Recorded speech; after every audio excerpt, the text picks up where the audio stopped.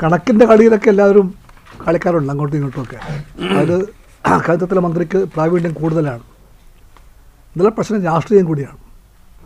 ഒരു ഫെഡറൽ രാജ്യത്ത് കേന്ദ്രം ഭരിക്കുന്ന പാർട്ടി തന്നെ സംസ്ഥാനവും ഭരിച്ചേ തീരൂ എന്ന വാശി ആർക്കും നല്ലതല്ല. ഒരു ഫെഡറൽ വ്യവസ്ഥയിൽ കേന്ദ്രം ഒരു പാർട്ടി ഭരിക്കാം, സംസ്ഥാനങ്ങൾ പലതിലും വേറൊരു പാർട്ടി ഭരിക്കാം, അങ്ങനെ മാറി മാറി ഭരിക്കാം. അത് ഈ സംവിധാനത്തിൻ്റെ ആകത്തുകയാണ്. പക്ഷേ BJP കാണുന്നത് അവർക്ക് രാഷ്ട്രീയമായി പിടിക്കാത്തവർ എവിടെ ഭരിക്കുന്നുണ്ടോ ആ എല്ലാ സർക്കാരുകളെയും ശ്വാസം മുട്ടിക്കാൻ വേണ്ടി കണ്ടെത്തിയ മാർഗമാണ് ഈ സാമ്പത്തിക നീരാളിപ്പിടുത്തം. അതിലൊരു അപ്പർ ഹാൻഡുണ്ട് കേന്ദ്ര ഗവൺമെൻറ്റിന്. ഇത് ദേശീയ വിഹിതമാണ്. നാഷണൽ റിസോഴ്സ് പങ്കുവയ്ക്കുമ്പോൾ ഇന്ത്യയുടെ ഭാഗമായ സംസ്ഥാനങ്ങൾക്കെല്ലാം കിട്ടേണ്ട ന്യായമായ പങ്ക് ലഭിക്കണം. ആ പങ്കാണ് കാലാകാലങ്ങളായിട്ട് കേരളം ചോദിക്കുന്നത്. BJPയുടെ ഭരണത്തിൽ എല്ലാ കാലത്തും ഈ ആവശ്യമാണ് നിരാകരിക്കപ്പെടുന്നത്. നിവേദനങ്ങളുടെ പരമ്പര ഉണ്ടായിട്ടുണ്ട്. മുഖ്യമന്ത്രി എത്രയോ വട്ടം വന്നിരിക്കുന്നു, മന്ത്രിമാർ മാറി മാറി വന്നു, പാർലമെൻറ്റിൽ പലവട്ടം ഞങ്ങളെല്ലാവരും വിഷയം ഉന്നയിച്ചിട്ടുണ്ട്. ഗവൺമെൻറ് രാഷ്ട്രീയ ഭരണത്തെ കാണുകയാണ്.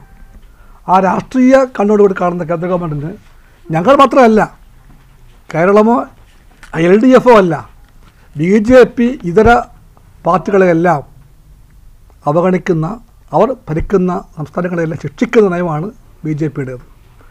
ഇപ്പോൾ നിർഭാഗ്യവശാൽ കേരളത്തിലെ കോൺഗ്രസ് അവർക്ക് ഈ രാഷ്ട്രീയം മനസ്സിലാകുന്നില്ല.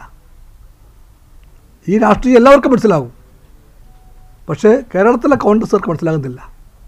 വളരെ ലളിതമായിട്ട് ആ മറുപടി അവരുടെ തന്നെ സുഹൃത്തുക്കൾ പറഞ്ഞു കഴിഞ്ഞു കർണാടകത്തിലെ കോൺഗ്രസ്.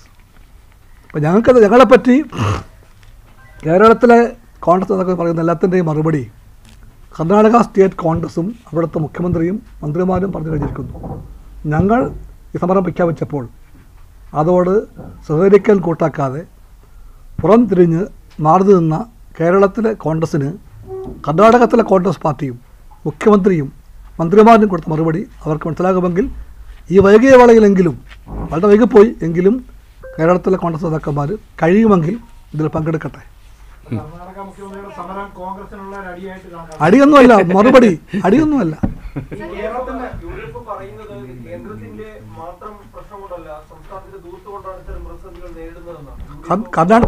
കർണാടകത്തിലും പറയുന്നുണ്ട് ഇതേ കാര്യം BJP.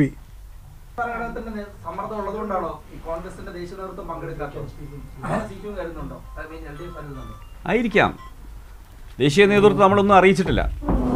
കേരള ഗവൺമെൻറ് കത്തയച്ചിട്ടുണ്ട്.